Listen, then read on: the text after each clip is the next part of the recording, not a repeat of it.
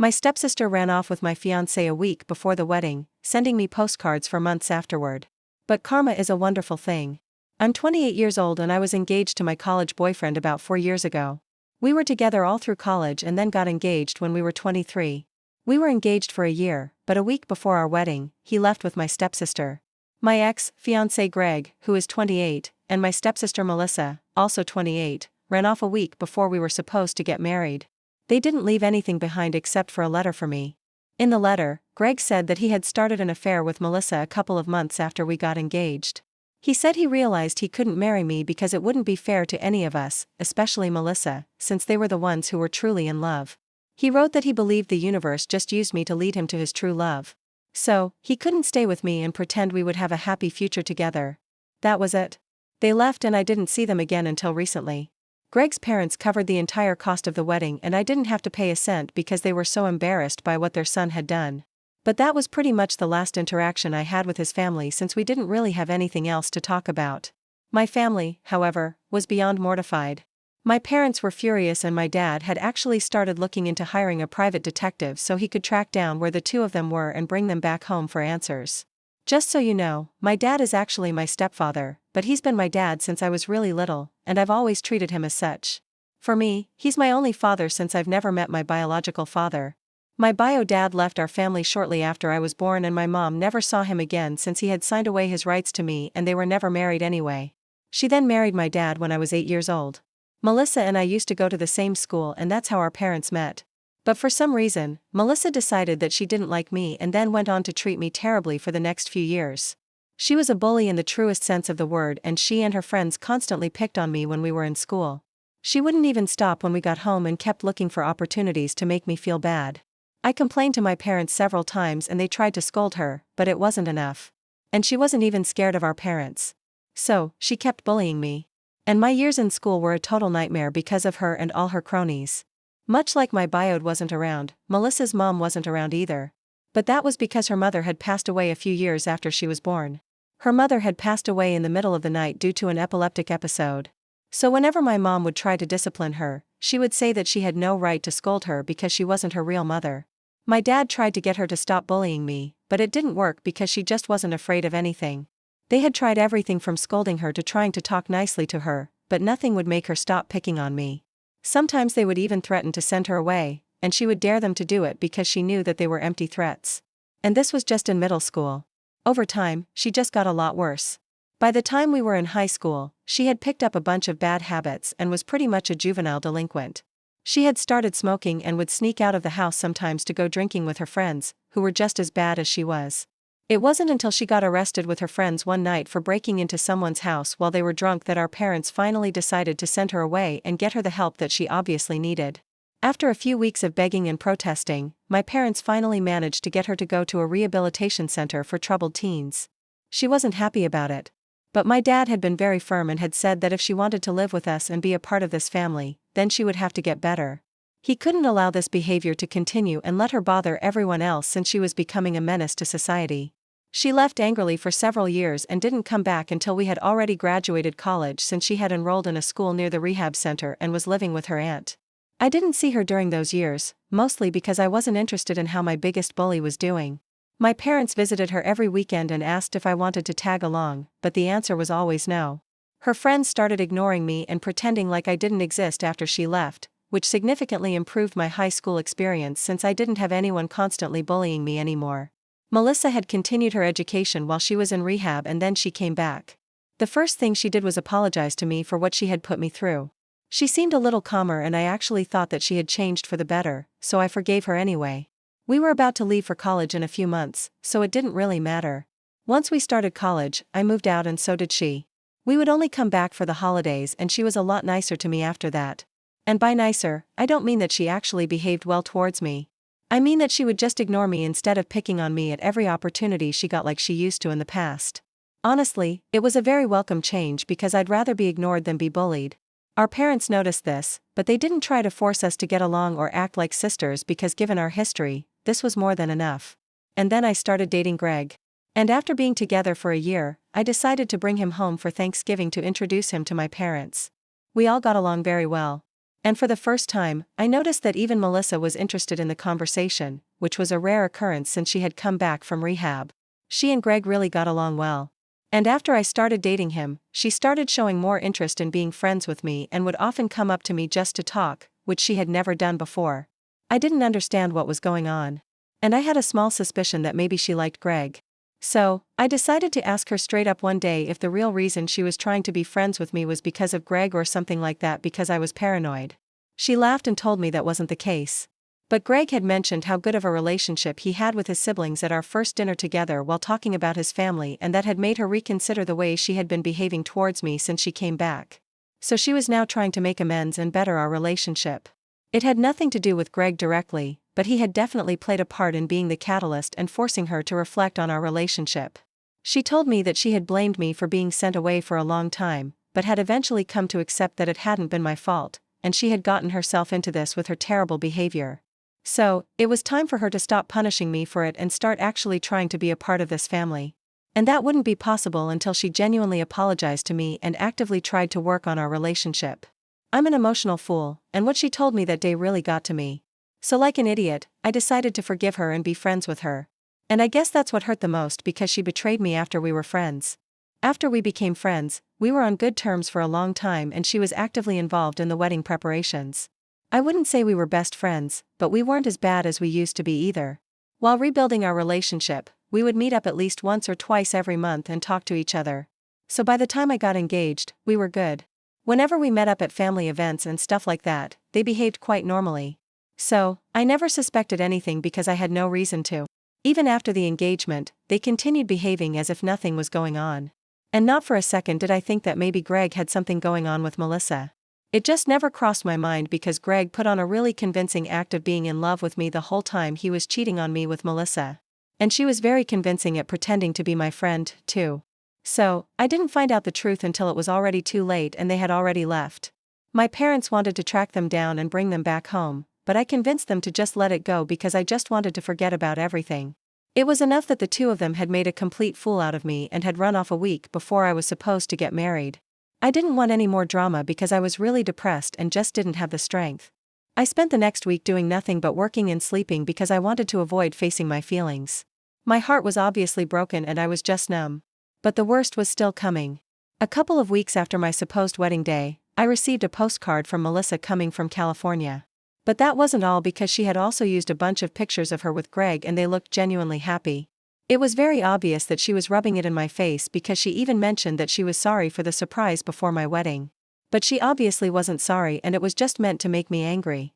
It was then that I realized that she had never truly forgiven me for what had happened all those years ago and still held me responsible for her being sent away, and she hadn't wanted to be my friend at any point either. She had just used me to get to Greg and I trusted her and let her use me. It was a really evil plan, I have to admit. For days after she sent me that postcard, I couldn't even sleep because I was losing my mind over this. It was a really traumatic experience for me and I had to get therapy for months to undo all the damage and deal with my trust issues. The postcard wasn't even an isolated incident and she kept sending me postcards of her and Greg months after that. It only stopped after about a year because I wasn't responding or engaging in the drama. Our parents were really upset by that and naturally cut all ties with her after that. They didn't even try to contact her after the first postcard. And this was a really big deal for Melissa because she was all set to inherit her father's business. She was a business major and that was part of why she had chosen that path for herself because she wanted to join her dad. But because of this, after what she had done, our dad cut all ties with her and told me that I could join him instead because he felt that he had to make it up to me. But I didn't have a business degree. I was actually a history major and that didn't have much to do with business. So I needed to learn the basics first. My dad said that it was fine because he was willing to teach me everything he knew so I could eventually take over the business instead of Melissa. So I agreed and started working under him so I could learn how to run the business and he could retire and hand the reins over to me after some time. I worked really hard for a couple of years and last year I was finally promoted and my dad retired. It was an amazing feeling because I had started from scratch and had to learn everything. But now everything was running smoothly under my direction and it had been like that for some time. Because of me, my parents can now spend more time together without having to worry about the business because I'm handling it. It's been like this for quite some time and I pretty much stopped thinking about Greg after I started working for my dad because that took up all my time. That along with therapy helped me to move on. And I'd say that I'm fully over the past now and don't think about them or what they did. I never thought that they would contact me again, much less ask me for help, because that would require a lot of guts and a total lack of functioning brain cells. To ask me to help them after they cheated on me and made a fool out of me. And then they really do lack brain cells, because they contacted me a few days ago. I was at home because it was the weekend, and around lunchtime I heard someone frantically ringing my doorbell. I thought it was the pizza I had ordered, so I didn't think much of it. When I opened the door, I got the biggest surprise of my life when, instead of a delivery guy, I found Melissa standing outside my house looking really worried. I didn't know what to say, so I just waited in silence for her to say something. While looking at her, I realized that she was definitely here to ask for help, because she looked pretty bad and her appearance gave her away. Even as a kid, Melissa always used to dress well. But when I saw her, she was dressed in old clothes that were all faded and had obviously been bought a long time ago. Her jeans were too short, and she herself looked like she hadn't been eating. I had already made up my mind that whatever it was she was about to ask me, the answer was going to be no. She said that she needed me to help her because she and Greg had been struggling for a long time since he lost his job a couple of months ago, as he had started drinking instead of looking for a new job. And while she had been trying to find a job for herself, she couldn't, because she had dropped everything to stay home and do all the housework when she first moved in with Greg. Because of that, she hadn't been working recently. And the gap in her resume made her a bad candidate for all the jobs she had been applying for. She said that she had heard from a couple of relatives that our dad had retired and had handed the reins of the business over to me. So, she was now here to ask me if I would be willing to hire Greg and give him something to do. Melissa told me that she had come all the way here just to ask for my help, and said that she was sorry for what she had done in the past. But she was now counting on me to bail her out. She told me that she hadn't even reached out to our parents yet and had come straight to my house for help because she knew that I have a kind heart, and she felt terribly guilty about betraying me in the past, but was sure that I wouldn't refuse now that she needed my help. Her sense of entitlement was so ridiculous that I ended up laughing in her face and telling her to look elsewhere because I don't hire cheaters. I then closed the door in her face and went back into the living room, preparing to call the police if she didn't leave my property soon. Luckily, she left that day, but she still hasn't left me alone. After her visit, the first thing I did was call our parents and tell them about it. They told me that they had heard from a couple of neighbors that Melissa was back in town with Greg, but they hadn't believed it. And we live in a relatively small town, so everyone knows everyone. We quickly managed to find out that Melissa had been here for about a week before she finally visited me, and she had been living with one of her high school cronies. It was probably her high school friend who had told her where I lived, and also about the fact that I had inherited the business that rightfully should have been hers, and she was now really milking that. A couple of days after she visited me, she decided to go and see our parents to tell them how heartless I was being. She had hoped that they would be on her side now that she had the advantage of who was suffering more. But she couldn't have been more wrong. My dad told her that the business was now mine to run and I could make whatever decision I saw fit. He no longer had a say in the matter because he wasn't going to be overseeing me. And my mom reminded her that she was the one who had betrayed me by running off with my fiancé after pretending to be my friend for years, and she now completely deserved what was happening to her. She had lost the right to ask any of us for help, especially me, after she had been sending me postcards to torment me. She tried to argue back, saying that all of that was in the past now and that she's a different person. But my parents told her that she had to leave because they didn't want anything to do with her. That led to her throwing a fit at their house and claiming that they had always favored me over her and treated me like the golden child. She told my dad that despite being his own flesh and blood, he had never treated her that way and acted like I was his daughter and she was worthless to him. When he told her that he had made more allowances for her behavior in the past than any other parent in the world would have done, she said that it still didn't matter. I had everything that she was supposed to have, including the business that I was bragging about. She said that it wasn't even her fault that Greg had fallen for her and wanted to spend his life with her instead of me. But for some reason, she was the one being punished for it. And she claimed that the postcards she had sent were a genuine apology and she wasn't even trying to torment me. And honestly, I haven't been able to stop thinking about that since my dad told me what she said. In a way, it's true that she was supposed to inherit this business and be in my place, but she really lost it because of her own actions. I had nothing to do with it. I never told my dad to cut her out of his life and give the business to me. He did it on his own will. And it feels kind of unfair that she's blaming me for this.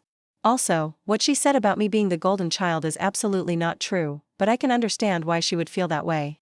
In her mind, she was the one who was sent away because I complained. And while I did complain, it's not like I was constantly telling my parents to send her away. A parent deciding to send their child away is a really big deal. And I know that was hard on my dad, but again, that's not his fault or mine. If he hadn't taken the necessary steps to prevent it, Melissa could have ended up being a criminal or something because that was the path she was taking. Aside from that, I really don't believe that she was trying to apologize with the postcards, and she was probably just trying to cover it up by saying that it was a genuine apology. I do feel bad for her because her husband turned out to be completely useless even though I dodged a bullet there since he actually came to me. And I can't imagine how hard that must have been for her. So, in a way, I regret treating her the way I did. I have everything now and she has nothing. So, I can't help but feel pity for her. That's just the way I am as a person. Besides, it's been a long time, and I don't feel like I need to hold on to that grudge anymore. But I also don't want to help her in any way. The most I can do is give them my sympathy, but I really don't want to hire them or help them with money. I think it's enough that I even feel pity for her after everything she put me through. Most people probably wouldn't even bat an eye. The only reason I even feel pity for her right now is because this business really should have been hers. And now that I'm in a position of power, I'm finally getting revenge on her. And it just feels like it's not right. It could be because of what she said about me being the golden child. Or maybe it's just imposter syndrome, but I feel weird about this. Am I the jerk for refusing to hire my ex-fiancé who ran off with my stepsister now that they are struggling for money and helping them? Update 1. I had no idea what to do. And the comments here just confused me even more because some said that I was doing the right thing by turning them away. And the other half said that I had always been the golden child and that's why Melissa started misbehaving. So, this wasn't as helpful as I thought it would be. I decided to talk to my parents because whenever I've had to face problems in my life, I've always reached out to my parents for advice. And I did the same this time. They told me that I had no reason to feel pity for Melissa because we had all tried our best to try and make her a better person. But if she wasn't willing to change at some point in her life, then there wasn't much we could do for her. My dad told me that he had every intention of letting her take over the business if she had behaved and been a good daughter, but she failed at everything and completely mocked our family. After that, it would be foolish to expect him to let her take control or even be a part of the family again. That made me feel considerably better because talking to my parents always does that. So, I will try not to feel guilty about things that I'm not doing anymore. Update 2. It's been about a week since Melissa showed up at my door. And since her visit to my parents, we haven't heard anything from her. I almost thought that she had gone back with Greg until today when she showed up at my workplace to cause a scene. It was awful because she just walked right into the place, then stood in front of my office and started shouting about how I had stolen this business right from under her nose by pretending to be a good girl to our parents and constantly being a suck-up to them for approval. Apparently, I was responsible for slandering her by falsely accusing her of bullying me throughout our childhoods and even talking my dad into sending her to rehab just to solidify my position as the family's golden child. She continued announcing that this business should have been hers. But now, I was refusing to even let her be a part of it because I was jealous that Greg had chosen her over me, unlike our parents who had always favored me. And since I wasn't used to being overlooked, I lost my mind and turned our parents against her. When I heard the shouting, I decided to step out and see it for myself. After calling security, I tried to tell her to shut up, but she continued for a good few minutes until they finally threw her out of the building. I decided to call my dad before calling the police to get his opinion, and he was furious. So, he told me to go straight ahead and call the police. Luckily, by the time the cops arrived, she was still lurking around nearby, probably waiting for me to leave the building so she could shout at me or maybe do something worse, like physically attack me. The police took her away and she was charged with trespassing and disorderly conduct, but those are minor charges and she can probably get away with just a fine or maybe community service at worst. But it will certainly be on record and that's never good. I told my dad that she had been charged and arrested and I expected him to be a little upset about it, but he just seemed exasperated and told me that he was tired of this and wanted a break from having to deal with her craziness. Honestly, I feel bad for him because it can't be easy having a daughter like Melissa and being blamed for everything that goes wrong in her life, even though it's mostly her own fault.